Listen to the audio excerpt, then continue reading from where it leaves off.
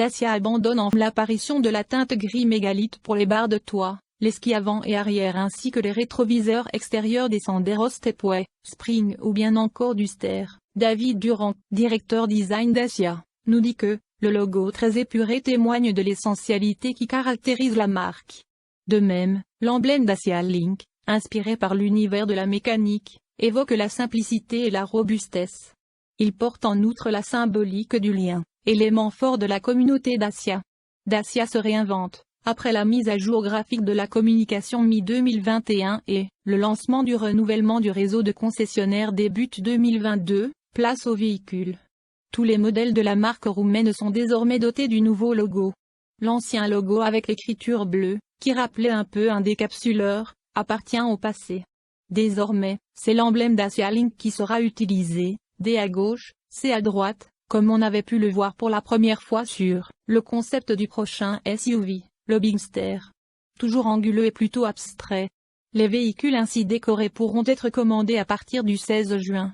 Les premières livraisons sont prévues à partir du 4e trimestre 2022. Logo empreint de minimalisme. Symbole fort de la nouvelle identité visuelle de la marque, l'emblème Dacia Link est placé au centre de la calandre, dont les motifs ont été retravaillés et rendus blancs.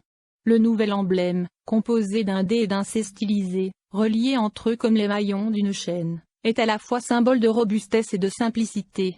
Même de loin, Dacia Link rend la marque visible et se retrouve également sur les enjoliveurs de moyeux de roues. Un autre changement immédiatement visible est le logo qui se trouve à l'arrière des véhicules et, sur le volant. Le nom minimaliste a été réduit à sa plus simple expression, ne laissant que le strict nécessaire pour distinguer les différentes lettres. Intérieur de la Dacia Sandero et Sandero Stepway, 2023.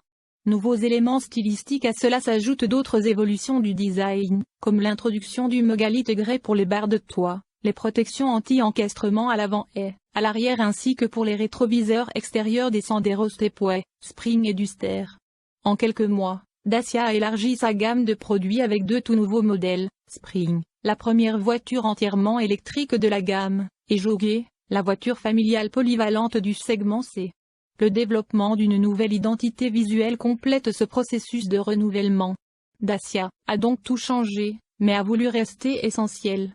Cela signifie pour Dacia de proposer des véhicules sans fioritures, avec tout ce qu'il faut pour répondre aux attentes des clients.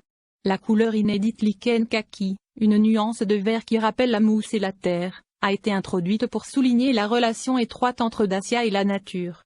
Vitesse limitée à 180 km/h. Parallèlement, certains matériaux comme les baguettes chromées et les faux aluminiums sont progressivement abandonnés, de même que les cuirs d'origine animale. Selon les déclarations de Dacia, elle devient en même temps la première marque du groupe dont les véhicules sont limités à 100% à une vitesse maximale de 180 km/h. Seuls les moteurs essence haut de gamme de 130 et 150 chevaux du Duster sont concernés par cette